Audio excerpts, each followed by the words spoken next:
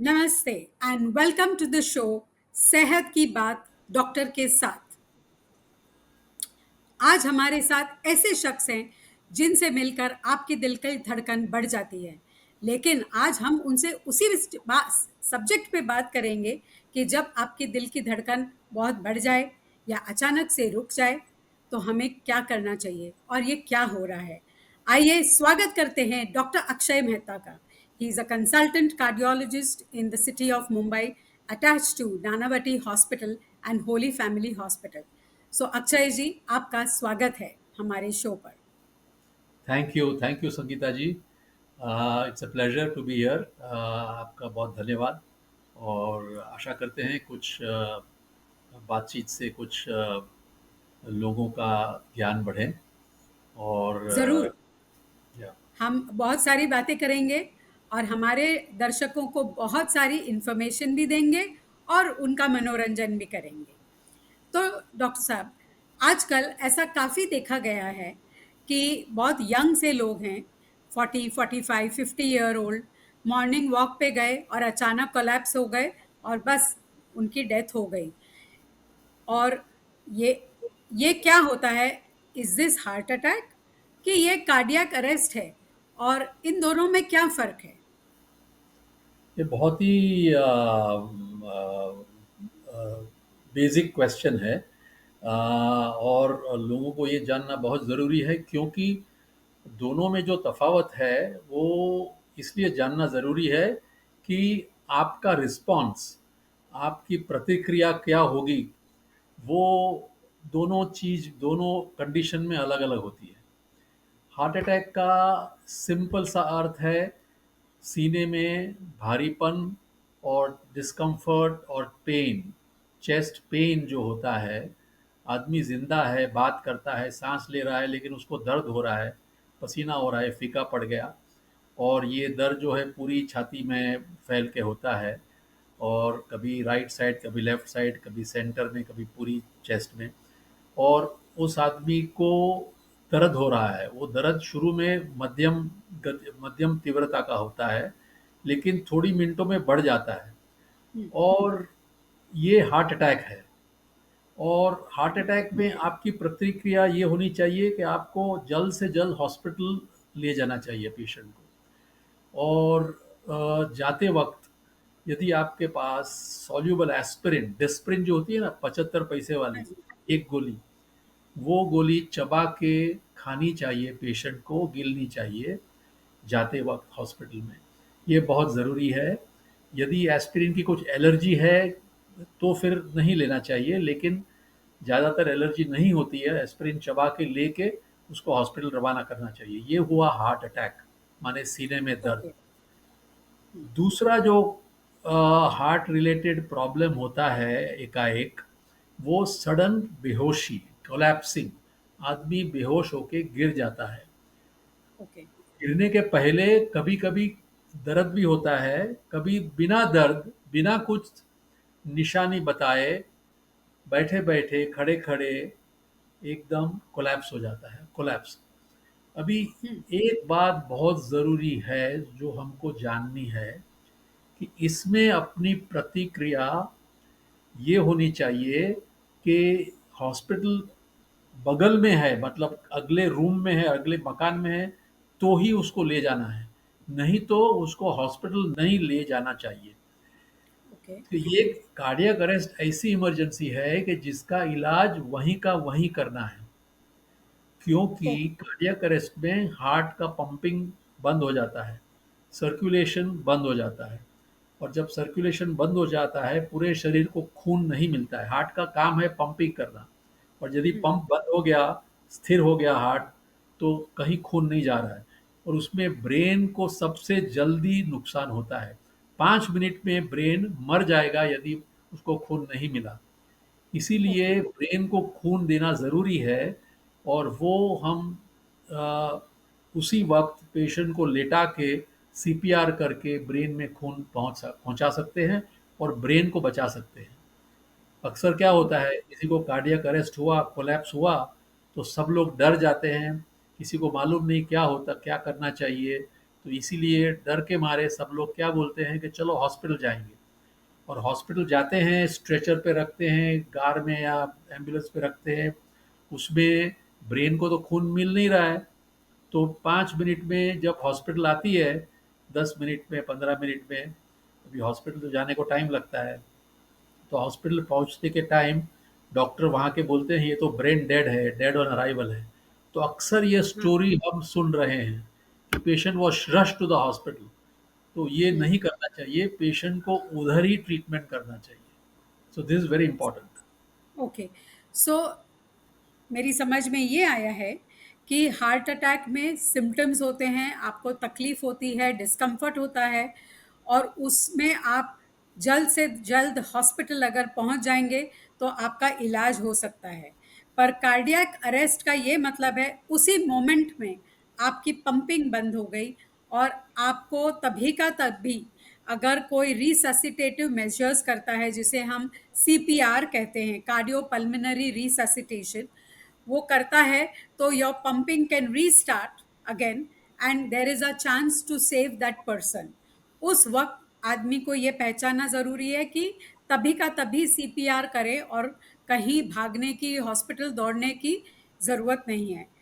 Correct. लेकिन जब अगर कोई आदमी अचानक कोलैप्स होता है सड़क पर, तो हम ये भी सोच सकते हैं कि डायबिटीज है, उसकी शुगर कम हो गई। तो ये फर्क आदमी कैसे करेगा कि उसकी शुगर कम नहीं हुई है, उसको कार्डियक अरेस्ट हुआ है? बहुत इज बहुत देयर अ वे बहुत। टू? Yes yes, very important question. बहुत ही इंपॉर्टेंट क्वेश्चन है ये, क्योंकि आपने सही कहा कि अब बेहोशी तो कई तरह से होती है। शुगर कम हो गई, या कभी हम धूप में खड़े हैं और पानी नहीं पिया बहुत घंटों से, डिहाइड्रेशन हो गया, और उसी में आपका बीपी लो हो गया और फेंटिंग हो गया, तो ये भी वजह होती है बेहोशी की। तो हम कैसे जानें कि ये कार्डियक अरेस्ट है? तो उसके लिए 2 या 3 निशानियाँ हैं।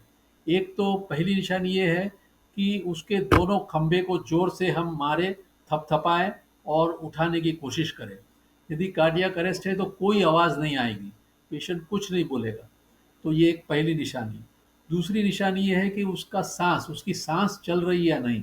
वो सिर्फ़ देखने से ही मालूम पड़ेगा, या फिर अपना हाथ उसके पेट पे रखेंगे तो भी मालूम पड़ेगा, उँगली यहाँ रखेंगे तो मालूम पड़ेगा, कान रखेंगे तो मालूम पड़ेगा। तो साँस ले रहा है पेशेंट या नहीं। यदि वो उठता नहीं है और साँस नहीं ले रहा है, तो it is cardiac arrest.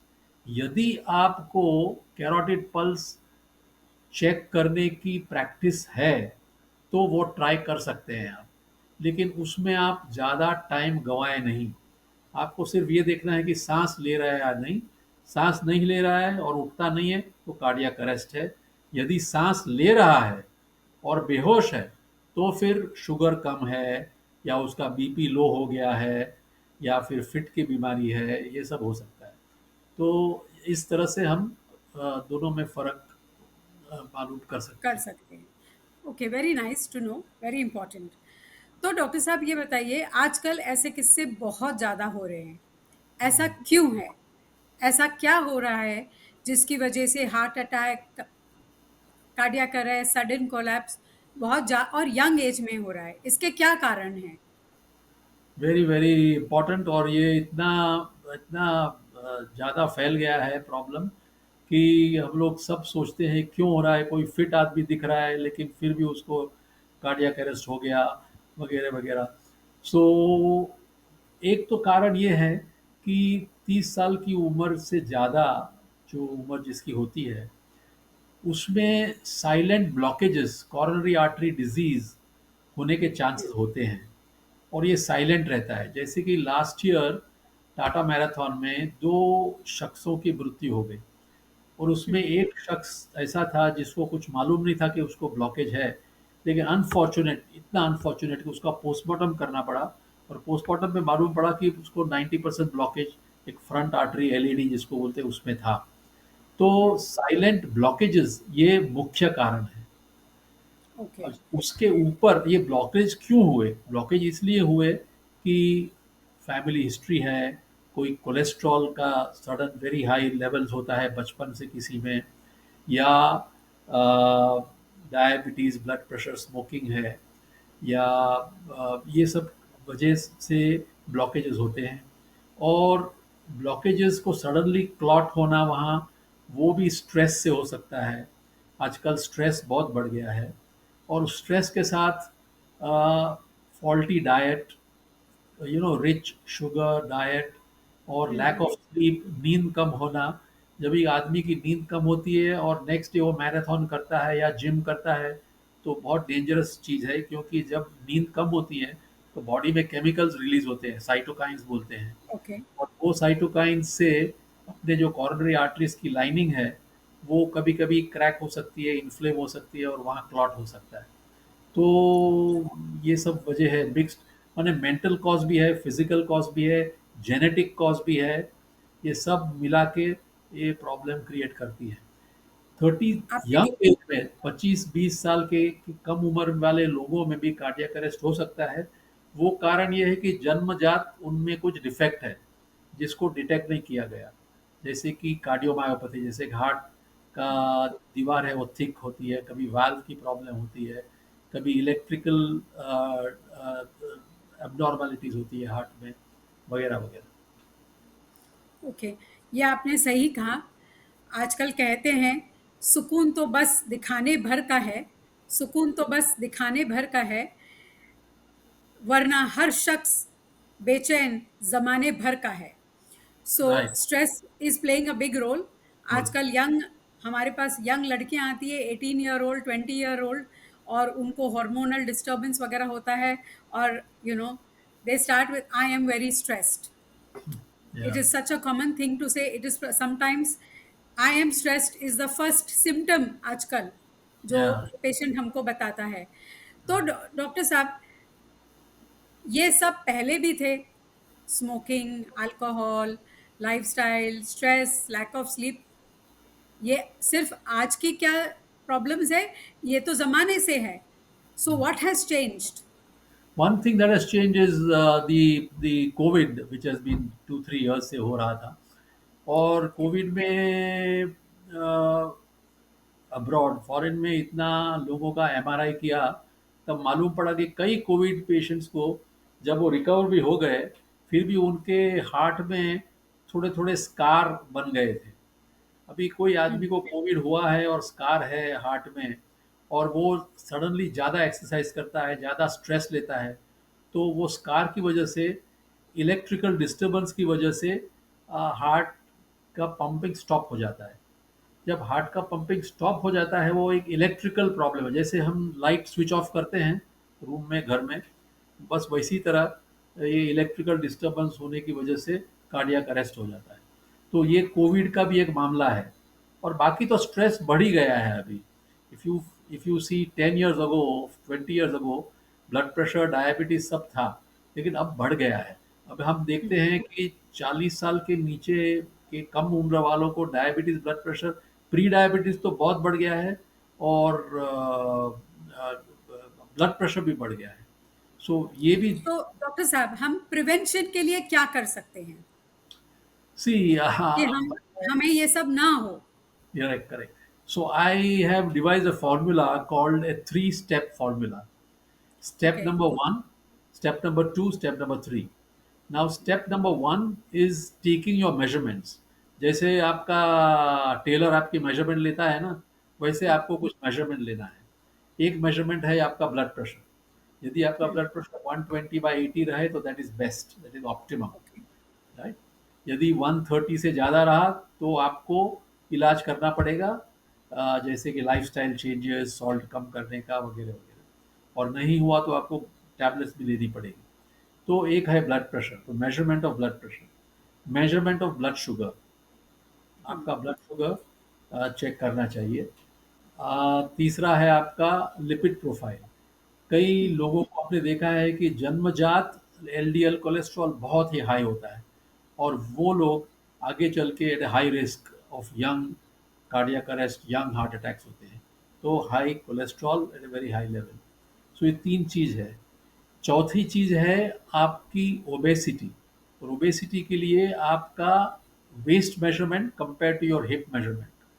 Normally अपना जो नॉर्मल लोगों का hip measurement, hip circumference, should be more than the waist circumference. आपकी जो वेस्ट है कमर should be less than the hip. But यदि हम्म, आपकी कमर और हिप सेम है या कमर ज़्यादा है, बड़ी है हिप से, तो फिर हम्म, आपको वो थोड़ा रिस्क है. पांचवा मेजरमेंट जो मैं बोलता हूँ is your fitness level, how fast you can walk. कई लोगों को हमने देखा है कि बहुत स्लो वॉक करते हैं, और वो मेरे हिसाब से they are at a higher risk of heart disease. और हम्म, इसमें एक बहुत इंटरेस्टिंग चीज़ ये है कि जो लोग स्लो वॉक करते हैं वो अपनी स्पीड बढ़ा सकते हैं स्लोली एंड स्लोली. तो ओके. चेकअप करके यदि उनको कुछ प्रॉब्लम ना हो तो वो अपनी स्पीड बढ़ा सकते हैं. So these hmm, 5 things one must check. These are called measurement. That is the first step. So hmm, first step is measurement. Second step is lifestyle changes. Lifestyle changes okay. means diet. So nowadays हम लोग ज़्यादा करके plant based diet के लिए कहते हैं. That hmm, means more fruits, vegetables, cereals, whole grains, pulses, seeds, it's nuts.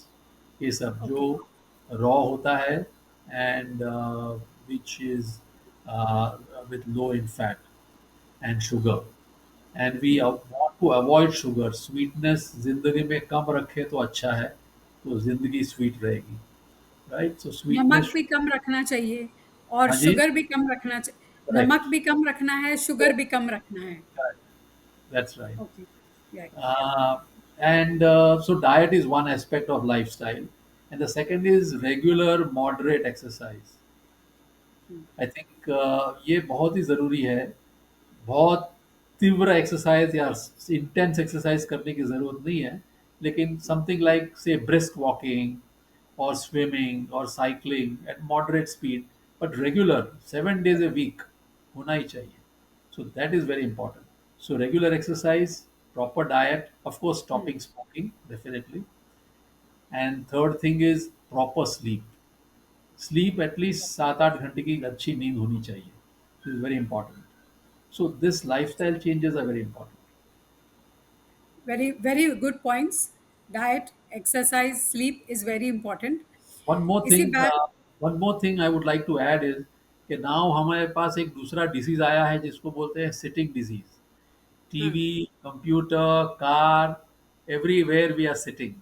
So yes. and night time we are sleeping. So standing, walking कम हो गया है. तो ये नॉन एक्सरसाइज एक्टिविटी जो होती है, कई बार ऐसे बोलते हैं लोग कि हम रोज 45 मिनट्स चलते हैं, लेकिन फिर भी हमारा वजन कम नहीं हुआ, हमारा डायबिटीज कम नहीं हुआ, बिकॉज दूसरे 23 घंटों वो लोग रेस्ट ही करते हैं, सिटिंग और स्लीपिंग करते हैं. So that is the problem. So sitting disease से भी हमको निकलना चाहिए. अब इस बात पे मुझे एक जोक याद आ रहा है. एक डॉक्टर ने अपने एक पेशेंट को कहा कि तुम्हारे मोबाइल में आप मॉनिटर करिए कि आपके कितने स्टेप्स हो गए, और रोज के 10,000 स्टेप्स होने चाहिए थे. तो उस शख्स ने क्या किया, वो रोज देखता था कि कभी 7,000 कभी 8,000 हुए हैं. तो वो अपनी बीवी को बोलता था कि जाओ मेरे फोन घुमाकर लेके आ जाओ ताकि मेरे 10,000 स्टेप्स हो जाए. तो जब डॉक्टर के पास गया तो उसकी बीवी ने कहा कि इनके 10,000 नहीं हो रहे हैं, फोन के 10,000 स्टेप्स हो रहे हैं. राइट. So true. एक बार एक शख्स ने अपने दोस्त से कहा कि मैं मरने से बहुत डरता हूँ, तो मैं तो हर साल अपना एनुअल चेकअप कराता हूँ, सब कुछ चेक कराता हूँ. तो उसके दोस्त ने कहा कि भाई तू क्या स्मोकिंग करता है? उसने कहा नहीं. बोले तू अल्कोहल पीता है? बोले नहीं. तू गैम्बलिंग करता है? नहीं. तू पड़ोस की बीवी को छेड़ता है? बोले नहीं. तो फिर यार तू जिंदा कहाँ है तो मरने से डरता है? सो क्या हमें एनुअल चेकअप करना चाहिए, और अगर हमें करना चाहिए तो कौन सी उम्र से करना चाहिए, और क्या क्या टेस्टिंग करना चाहिए? मुझे टू राइट. डी एको करना है, एक्सरे करना है, स्ट्रेस टेस्ट करना है, ईसीजी करना है, मैं कौन सी उम्र से करूं? अच्छा. ये रूटीन जो मेडिकल चेकअप्स है ना, उसके भी दो बाजू है. एक बाजू है कि कुछ कुछ चीज़ ज़रूरी है जानना, जैसे कि हमारा ब्लड प्रेशर 18 साल की उम्र से ही चेकअप होना चाहिए. डायबिटीज का भी यंग एज से ही होना चाहिए, कोलेस्ट्रॉल का भी चेक होना चाहिए। कई बार चेकअप में प्रॉब्लम्स भी होते हैं, जैसे कि स्ट्रेस टेस्ट करें, पेशेंट को कुछ नहीं है, वो चलता घूमता है, और स्ट्रेस टेस्ट पे भी उसको कुछ तकलीफ नहीं हुई, लेकिन रिपोर्ट आता है कि कुछ चेंजेस आए कार्डियोग्राम में, तो स्ट्रेस टेस्ट एबनॉर्मल है। पेशेंट की नींद हराम हो जाती है, दौड़ता फिरता है कि अरे मेरे स्ट्रेस टेस्ट में कुछ गड़बड़ है, क्या करूं क्या करूं। फिर कोई उसका सीटी एंजियोग्राफी करता है, उसमें कुछ 40% ब्लॉक, 70% ब्लॉक दिखता है, तो 70% दिखा, 80% दिखा कोई ब्रांच में, तो चलो एंजियोप्लास्टी करते हैं। तो unnecessary fear, unnecessary anxiety and unnecessary procedures ये हाँ, हो सकता है। यस, यदि ऐसा है कि स्ट्रेस टेस्ट में पॉजिटिव आया, कुछ अबनॉर्मल आया, तो उसको ट्रीटमेंट देने से भी ठीक हो जाता है, दवाई से भी ठीक रहता है। There is no need to rush to angioplasty. So this is a problem that occurs with medical checkups. Cholesterol थोड़ा इधर उधर आया तो दौड़ते हैं, अरे डर जाते हैं, अरे मेरा कोलेस्ट्रॉल ये है। So many times it creates a more a problem then solution. Many times x ray का रिपोर्ट आता है हार्ट एनलार्ज्ड है। अभी x ray is a very rough way to know heart is enlarge और नॉट। अगेन पेशेंट स्लीपलेस हो जाता है, 2-3 दिन सोता नहीं है, और फिर आके पूछता है ये क्या करूं, मेरा हार्ट एनलार्ज हो गया।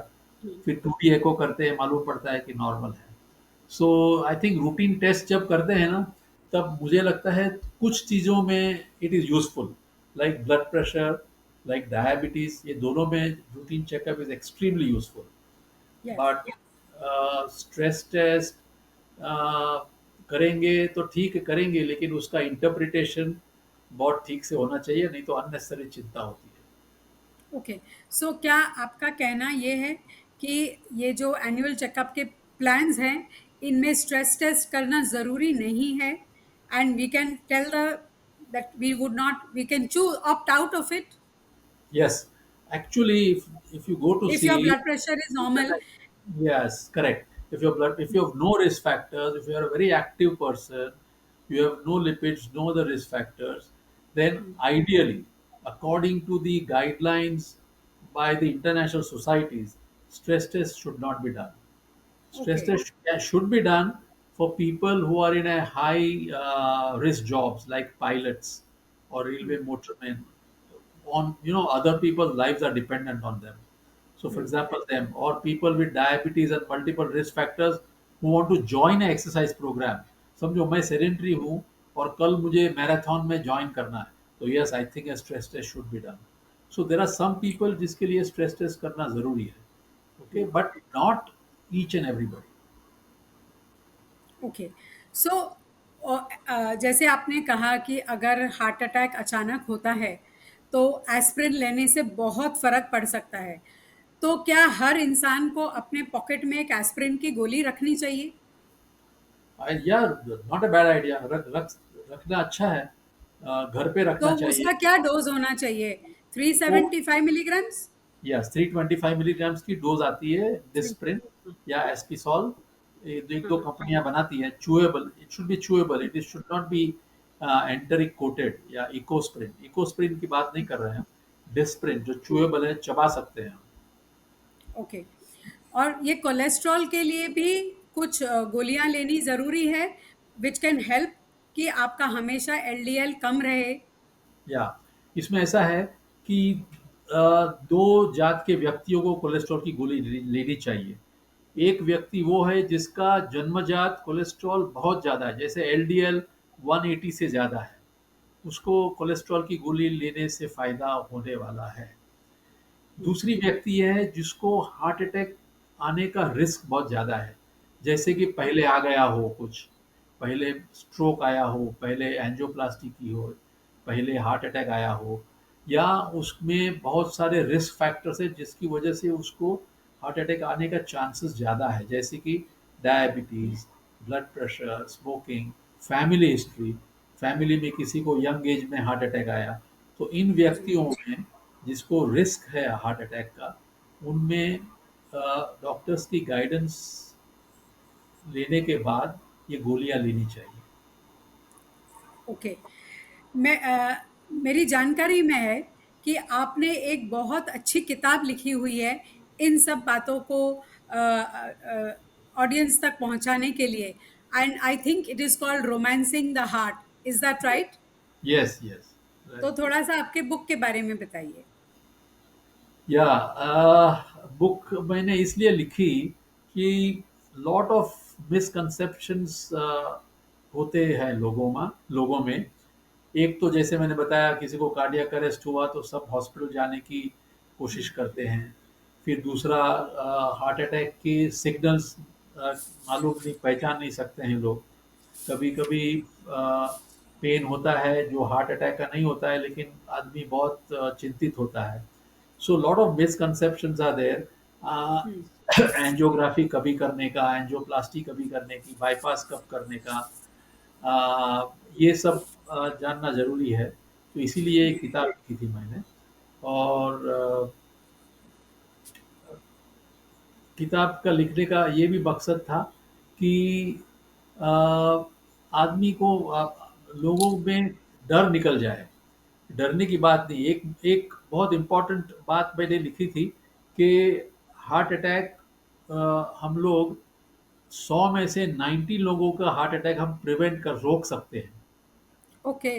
90% यदि ये 3 स्टेप्स का ध्यान रखें तो। First step of measurement, second step of lifestyle changes, and third step of medicines. ये मेडिसिन जैसे कि कोलेस्ट्रॉल के मेडिसिन या एस्पिरिन, ये सब चीज़ों से 90% of heart attacks can be prevented. Heart attack में ओबेसिटी का क्या बहुत बड़ा रोल है? काफ़ी रोल है ओबेसिटी का। ओबेसिटी के साथ प्रॉब्लम क्या होता है कि साथ साथ ब्लड प्रेशर, डायबिटीज़ भी आता है, या प्री डायबिटीज़ आता है। और फिजिकल इनएक्टिविटी होती है, डाइट अच्छा नहीं होता है। तो ये सब की वजह से obesity becomes a risk factor, and independently also obesity is a risk factor. Yes. Okay. Specially specially जो एब्डोमिनल ओबेसिटी होती है, पेट की ओबेसिटी। ओके। कभी तो कभी आदमी आदमी पतला होता है, लेकिन उसका पेट बड़ा होता है, ये हमने अक्सर देखा है। वो लोग हायर रिस्क होते हैं। ओके, जो पेट बड़ा होता है वो एक ओबेसिटी का फैक्टर भी है, and it is also beer belly. So does beer belly also play a role? Whatever is the cause of the belly, it is a beer okay. or a wheat or whatever, the belly is a problem. So whether it is beer or not, the waistline being higher than the hip line circumference is a risk factor. तो doctor साहब, no, किसी ने कहा है पैसा आता है चला जाता है, दोस्त आते हैं चले जाते हैं, मोटापा एक ऐसी चीज है जो जन्म जन्म का साथ निभाता है, और आप कहते हो कि मोटापे को ही छोड़ दो।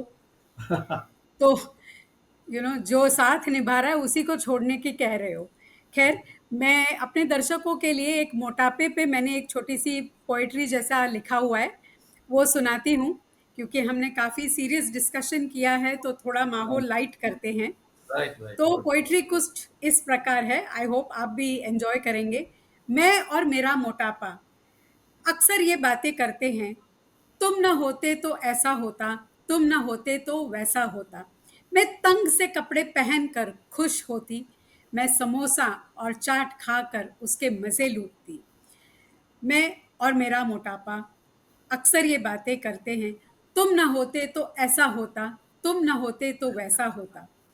हवा का झोंका है या गरम तेल में तल रहा हुआ वड़े पाव का खुशबू है, वो चांद है या रसगुल्ला है, चांदनी है या जलेबी की चाशनी है, वो पटेटो वेफर्स की सरसराहट है या तुमने कुछ कहा है। मजबूर कुछ हालात इस तरफ भी है उस तरफ भी है, मोटापा तो बहुत है, कैसे करें हम इसे कम।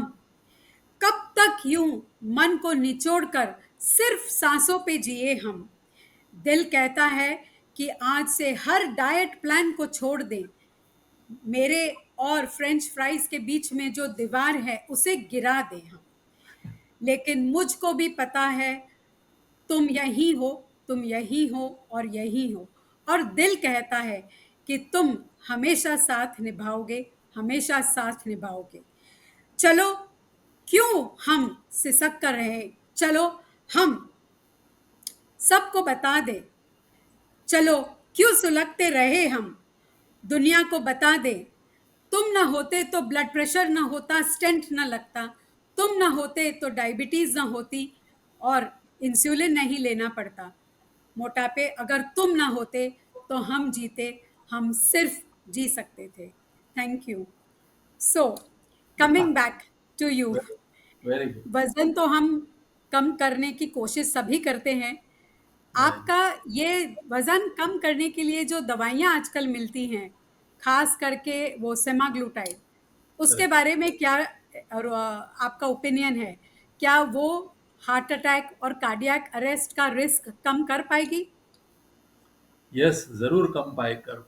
यदि आप मेडिकल गाइडेंस से ये दवाई लेंगे तो आपको काफ़ी फ़ायदा होगा, मोटापा तो कम होगा, लेकिन साथ साथ आपका जो हार्ट अटैक का रिस्क है वो भी कम हो जाएगा, किडनी प्रॉब्लम का रिस्क है वो भी कम हो जाएगा। तो कोई अच्छे डॉक्टर से सलाह लेके आप ये गोली शुरू करें या इंजेक्शन शुरू करें तो बहुत ही फ़ायदा है। और एक तरह का रिवॉल्यूशन आया है ये गोलियों से मोटापा कम होने का। तो I think but it should be under guidance, क्योंकि उसकी साइड इफ़ेक्ट क्या है, उसका उसके रिस्क क्या है, किसी को यस। कहाँ नहीं लेना चाहिए, ये सब जानना ज़रूरी है। इसलिए आपको डॉक्टर की गाइडेंस से ये दवाई लेनी चाहिए।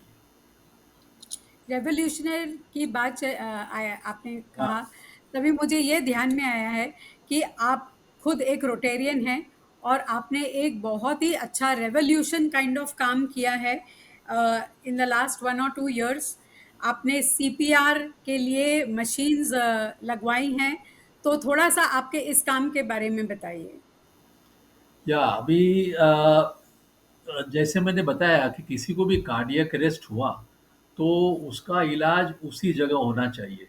और इलाज में सीपीआर मतलब कार्डियो पल्मोनरी रिससिटेशन, जैसे आपने ही बताया, उसका मतलब है सीने में अपने हाथों से प्रेशर देना, जिससे कि वो पंपिंग से पेशेंट के दिमाग को, ब्रेन को खून मिले। तो वो है सीपीआर। इससे आप क्या कर रहे हैं, इससे आप आदमी का ब्रेन जिंदा रख रहे हैं, लेकिन उसका हार्ट तो अभी भी बंद है। हार्ट को तो चालू करना ही है। तो उसके लिए आपको ये मशीन जो है, जिसको हम शॉक मशीन बोलते हैं, हम्म। शॉक देने का मशीन, इलेक्ट्रिकल शॉक देने का मशीन, वो मशीन को एईडी बोलते हैं, ऑटोमेटेड हम्म। External defibrillator. तो ये शॉक मशीन आम आदमी के लिए रखा है, डॉक्टर के लिए नहीं रखा है, आम आदमी लोगों के लिए। और ये ओके। हमने हमारे रोटरी क्लब से इतनी इतनी सहायता मिली मुझे कि हमारे एक म्यूजिक प्रोग्राम में ऑलमोस्ट 65 मशीन्स हमको हासिल हो गए, मतलब एक ओके। घंटे में। लोगों ने इतनी तैयारी बताई डोनेशन की, एक एक मशीन 1 लाख रुपया का आता है। और हम्म। एक घंटे में हमने इकट्ठे किया अबाउट 65 मशीन्स। और हमने नक्की किया था कि रेलवे स्टेशन पे जहाँ लाखों लोग जाते फिरते हैं, यस। तो वहाँ लगा। जैसे कि आपने देखा होगा कि हर एक एयरपोर्ट पे ये मशीन्स हम्म। है। तो एयरपोर्ट पे है वो अच्छी बात है, लेकिन आम आदमी जो होता है रेलवे में घूमता फिरता है, जो सेकंड क्लास कंपार्टमेंट में है, उसके लिए कोई सुविधा नहीं है। तो हमें ये सोचा हमने कि रेलवे स्टेशन पे लगाएंगे। तो आज भी ऐसा हुआ है कि मीरा रोड से चर्च गेट तक ऑलमोस्ट सभी स्टेशनों पे हमने ये एईडी मशीन लगाए हैं। और वहाँ के जो स्टाफ है, जो स्टेशन मास्टर्स है, जो कूलीज है, जो हम्म। टिकट चेकर्स है, सबको सिखाया है। और इसका एक नतीजा बहुत अच्छा निकला कि कुछ महीनों पहले मरीन लाइन स्टेशन पे एक आदमी, कोई ट्रैवलर था, पैसेंजर था, वो उस प्लेटफॉर्म पे, प्लेटफॉर्म नंबर 2 पे कोलैप्स हो गया। और जब कोलैप्स हुआ तब वहाँ के स्टेशन मास्टर दौड़े वहाँ मशीन लेके, और वो 1 हफ्ते पहले ही वो हमने उसको सिखाया था। तो उन्होंने सीपीआर किया, मशीन लगाया, और एक शॉक में आदमी ज़िंदा हो गया। और ऑफ कोर्स उसको एडमिट किया, और फिर एडमिट करने के बाद उसको डिस्चार्ज भी हो गया। वो 42 साल का, 42 ईयर्स का एक आदमी था, विरार का। और वो ज़िंदा हो गया, क्योंकि ये स्टेशन मास्टर्स ने, ये स्टेशन, ये रेलवे स्टेशन की हिस्ट्री में पहली बार हुआ है कि मेडिकल पर्सन न होते हुए एक स्टेशन मास्टर्स ने शॉक लगा के आदमी को जिंदा किया। सीपीआर देने के बाद शॉक भी लगाया। सो ये बहुत वेरी बड़ा। Good, this is fantastic news. और अब और तक बहुत ही अच्छी बात है, आपको बहुत बहुत बधाई हो, आपको, आपके रोटरी क्लब को। किसी थैंक यू। की जान बचाने के बाद बहुत सुकून मिलता है। Absolutely So I'm true. sure you're very proud of it, and we thank are proud of this job. Thank you, thank you. So, Akshay ji, to summarize, हाँ जी। some message, final concluding message for our viewers. या so the मुख्य जो message मुझे देना है वो ये है कि अ, 3 चीज़ों से रोग उत्पन्न होते हैं। एक तो आपको विरासत में क्या मिला है, आपके फैमिली से आपको कौन से डिजीज़ का हिस्ट्री होती है। समझो पेरेंट्स में हार्ट डिजीज़ है, भाई-बहन में हार्ट डिजीज़ है, तो आप में हार्ट डिजीज़ होने का चांसेस ज़्यादा है। लेकिन उसके साथ ये भी सही है कि यदि आप अपनी लाइफ़स्टाइल अच्छी रखें, तो ये ज़रूरी नहीं है कि आपको भी हार्ट अटैक आएगा। आप उसको बिल्कुल अवॉइड कर सकते हैं। सो एक ये है कि जीन्स आपके, दूसरा है आपका लाइफ़स्टाइल, बहुत ही इम्पोर्टेंट है। Exercise, diet, sleep, rest, smoking, no sitting, as much as possible, avoid sitting. So, your lifestyle is very important. And the third thing is your mental attitude. How much happy you are, joyful you are, आप personal relations कितने अच्छे हैं सभी से, वो बहुत ज़रूरी है। और कुछ लोगों के साथ बहुत ही डीप अच्छे रिलेशंस होना बहुत ज़रूरी है। और तीसरा है कि मेंटल एटीट्यूड में कि some kind of uplifting work, something, some निस्वार्थ सेवा कुछ करेंगे तो भी अपने सेहत के लिए बहुत अच्छा है। ये हमने देखा है। So mental attitude, that is one. Second thing is lifestyle, and third thing is genes. So ये सभी चीज़ों का जो मिश्रण होता है उससे डिसीज़ होते हैं। और डिसीज़ आते नहीं हैं, हम कैच करते हैं। हमारी जब Yes. हमारी मेंटल एटीट्यूड में एंगर, हेट्रेड, एंग्जाइटी, फियर, ये सब ज़्यादा रहा, नेगेटिव इमोशंस, तो अपनी इम्यून सिस्टम सप्रेस हो जाती है। तो यदि इम्यूनिटी कम हुई तो हम कोई रोग इजीली ग्रास्प कर सकते हैं। जैसे कैंसर ज़्यादा ग्रास्प कर सकते हैं, कोल्ड, फ्लू ग्रास्प कर सकते हैं। सो किसी भी चीज़ को हम इजीली पकड़ सकते हैं यदि अपनी इम्यूनिटी डाउन है। तो इम्यूनिटी स्ट्रांग रखने के लिए लाइफस्टाइल और मेंटल एटीट्यूड बहुत इंपॉर्टेंट थैंक यू जी। सो सारांश में ये है कि हमें जो विरासत में मिलेगा वो तो मिलेगा ही, पर है। हम करेक्ट। अगर हमारी lifestyle, diet, exercise, smoking, alcohol, ये सब चीज़ों पे नियंत्रण रखें। और ये सबका नियंत्रण का मतलब है enjoy everything in small quantity. Correct. जब चाय की प्याली और ग्लूकोज का बिस्किट, ये हम जब थोड़ा सा बिस्किट उस चाय की प्याली में डुबोते हैं और फिर उसे कंज्यूम करते हैं तो उसका बहुत मज़ा आता है। पर यही चीज़ हमें ज़िंदगी के लिए एक बहुत अच्छी शिक्षा भी देता है कि अगर बिस्किट को, किसी भी चीज़ को, चाहे उस चाय की कप में बहुत ज़्यादा डिबो दिया तो वो बिस्किट टूट जाएगा। राइट। वैसे ही हमें ये सीख लेनी चाहिए कि सब चीज़, ज़िंदगी को एन्जॉय करने के लिए सब चीज़ का मॉडरेशन में होना बहुत ज़रूरी है। किसी भी चीज़ में ज़्यादा डूबोगे जैसे कि स्मोकिंग और अल्कोहल तो आप खुद मिट जाओगे। तो ध्यान रखिए, लाइफ़स्टाइल को सुधारिए एंड प्रिवेंटिव मेजर्स जैसे कि एस्पिरिन रखना है, वॉकिंग करना है, ये सब पे ध्यान दीजिए। एंड इन द एंड 2 पल की है ज़िंदगी, उसमें एक उम्र चुरानी है। और वो चुराने का काम आप कर सकते हो अपने मेंटल हेल्थ, मेंटल एटीट्यूड से। So Akshay ji, thank you very much for being on our show and we loved having you. आपने बहुत सारी अच्छी इंफॉर्मेशन हमारे व्यूअर्स को लिए दी है एंड आई एम श्योर उनको इस सब से बहुत फायदा होगा। And congratulations once again for the great job that you have done through Rotary, putting up the CPR machines in all the railway stations. Thank you Thank and congratulations. thank you.